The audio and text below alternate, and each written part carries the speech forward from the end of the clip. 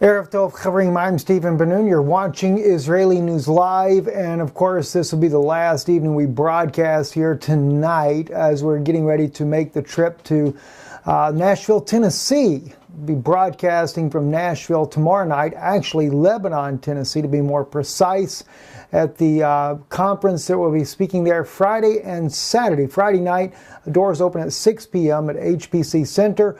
Just so you guys know how to do that, let me just jump over here real quick. Just type in hpccenter.com. If you haven't registered, hey, it's not too late. I believe that there are still some seats available. The conference, the doors open tomorrow at 6 p.m. The meeting begins at 7. I'll be speaking on the Feast of Trumpets, Yom Kippur, that particular time frame of season, some fascinating insights on how that plays out biblically and where we are when it comes to Yom Kippur. And then on Shabbat, on Saturday, the doors will open at 9 a.m. The first meeting will begin at 10 a.m. This is where I'll be going into the past that I worked in the intelligence community with the U.S. government and just how sinister of a past that is. Something I'm sure those of you that will be attending, it will be an eye-opener. It'll really let you know what goes on in politics, how that the CIA and behind the scenes very much involved, at least in the part that I was involved in, the different illegal things that are taking place on a very large scale. Money laundering, weapons transfers, different things like that go on, how politicians are involved even in the money laundering, multimillionaires, etc., and cover-ups all the way to the White House. That's certainly to be an interesting broadcast there. We're also listed as 2 p.m. and 7 p.m., but I believe we're going to be adding a 5 p.m. Meeting in there as well. My wife will be speaking with two different messages, one on 5G technology and another one as well on standing with Israel.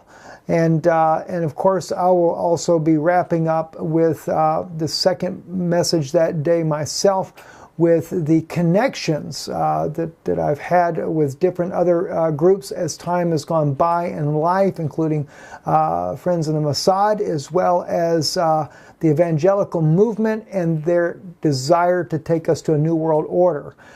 Those friendships that I've had with people in the UN, as well as some very other interesting things that I'm sure will no doubt open your eyes and make you think about things a little bit different. So you can register for that conference still. You just go to the website hpccenter.com, or you can go to israelinewslive.org.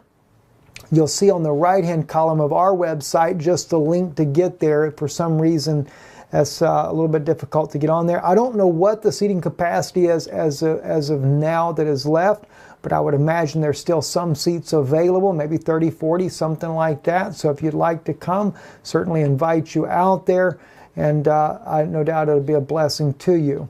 Let's get right into what's happening in the world. I know everybody hates CNN. I know that's on a normal basis, but the only reason I'm pulling this up is because the CNN is reporting Pentagon questions presence of Russian warships off the Syrian coast. They're talking about a dozen Russian warships off the Syrian coast, but it's actually 25 warships. Russia, after the Vostok drill that was conducted in the Mediterranean, are going to stay in the Mediterranean, and we have that from some interesting sources that we have found in the Russian language. But yes, there's 25 ships that are there. That includes submarines off the coast of Syria. It is making the Pentagon very nervous, especially because the Pentagon, no doubt, is still planning on launching some type of attack against Damascus to overthrow the country, because they're just not going to give in on that pipeline that they need to come through the country. And some of the information that I continue to get out of Israel about this pipeline is that not only would Haifa be a port, but also there is a possibility now, can't say for sure, that Caesarea may also be a port. There are some interesting things that have been happening, but then again, that also may be of a oil gas pipeline coming out of the Mediterranean that would service part of Israel. So we're not really sure if that's going to be the case or not. But the Haifa port in Israel has been undergoing a major transformation.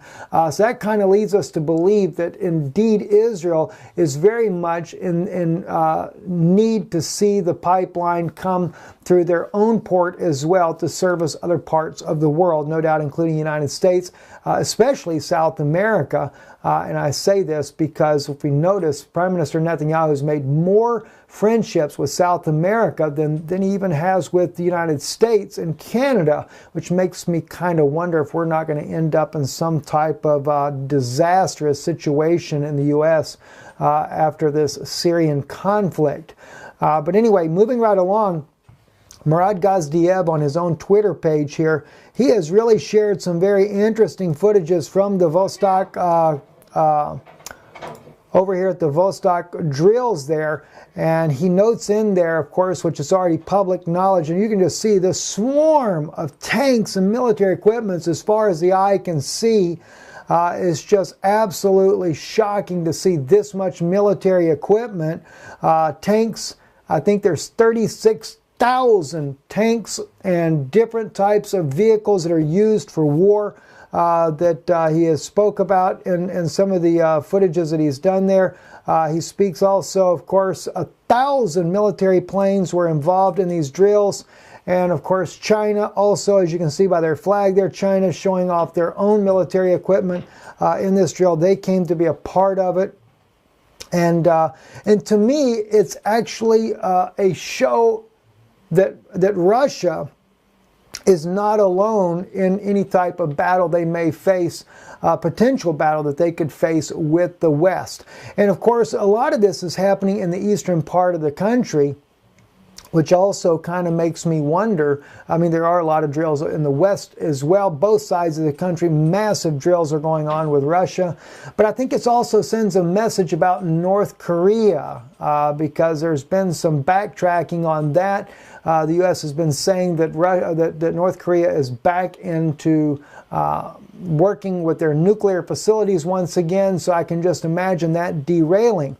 And speaking of those issues there possibly derailing, let me share with you another interesting article. And that's actually, I wasn't going to do it in this order, but I'll do it this way now. On RIA.ru, a Russian news site there, Putin offered Tokyo peace. Why did the Japanese minister, Mr. Abe, why did he refuse? President Putin was actually there for, I think it was a 22nd meeting that they've had together. And he finally just come right out. He says, look, why don't we just go ahead and make a peace agreement now by the end of the year, and we'll iron out our differences as we go.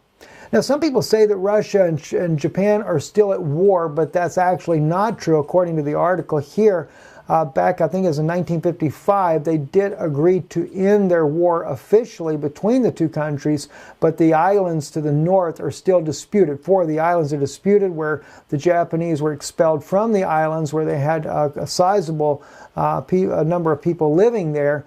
And of course, that's been a dispute ever since then. But I think the reason why, because the Japanese Prime Minister didn't answer the president right off, but after a little time of reflecting, he comes back and says that he just can't do it. Now, that's after consulting with, no doubt, the United States. And the U.S. is not going to allow Japan to have any type of peace agreement with Russia, because in the event the U.S. gets into any type of conflict with North Korea, then they need Japan as a staging point for that war, and which could also involve Russia.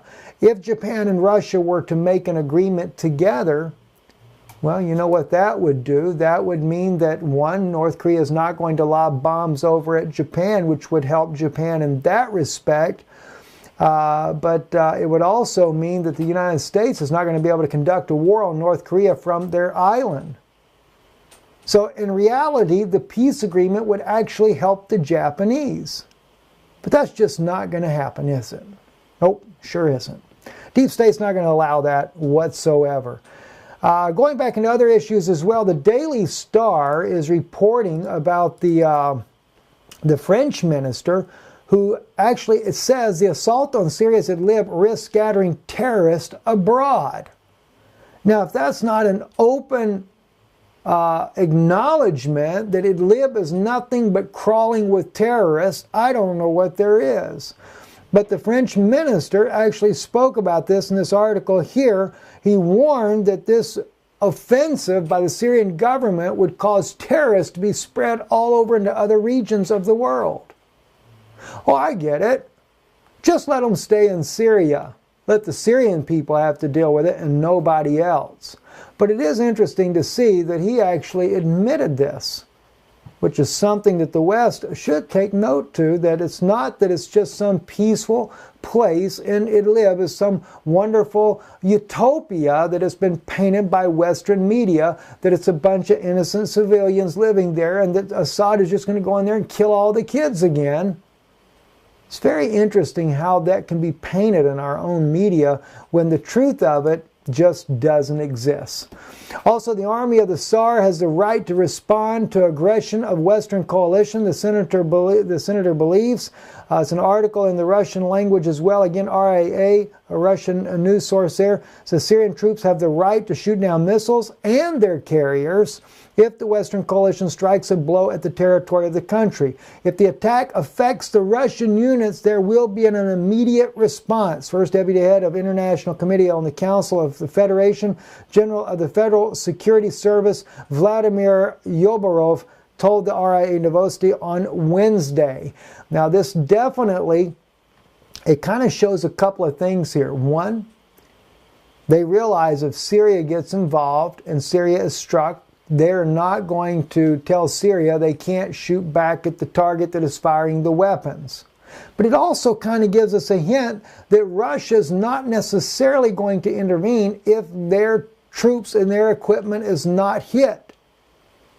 Now, you can count on one thing. The United States is very accurate at not striking Russian targets.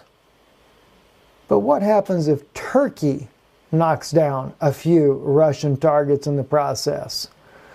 We know that when Israel was striking inside of Syria, Israel was definitely hitting Russian targets as well in one of the videos that was released by Israel.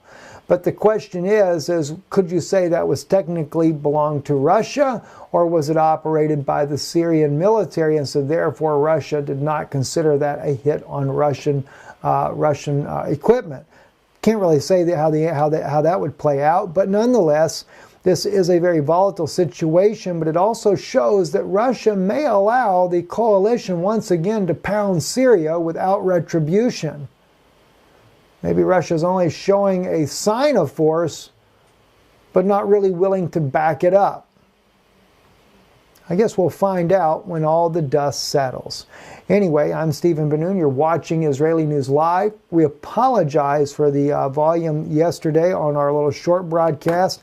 I forgot that I actually had a microphone attached to the, I was using my phone to be able to do the recording of just a quick message there, and forgot that the microphone was attached. If I had just had that with me, would have had a much better audio. So we'll certainly remember to use that next time the proper way so we don't have any issues for you guys on that end there. Do pray for us in our travels. Pray for our family as well. But we should be there sometime in the morning in Lebanon, Tennessee. And we look forward to meeting those of you that will be there at that meeting. And we also want to take the time as well to thank Brother Mark and Sister Susan for hosting this meeting for us there in Lebanon, Tennessee, and the entire congregation that is there at the HPC Center. And that's just really a blessing that they opened their doors to us at Hunters Point Celebration Center. And so we really look forward to coming and fellowshipping with you guys there. And those of you that are coming in from different places, we also pray for you and traveling mercies for you as you make your way to this event. Maybe some are traveling this evening, and if you're in your cars, we certainly ask that God be with you. And of course, we look forward to meeting many of you tomorrow evening as well. I'm Stephen Ben-Nun. You're watching Israeli News Live, Erev Tov.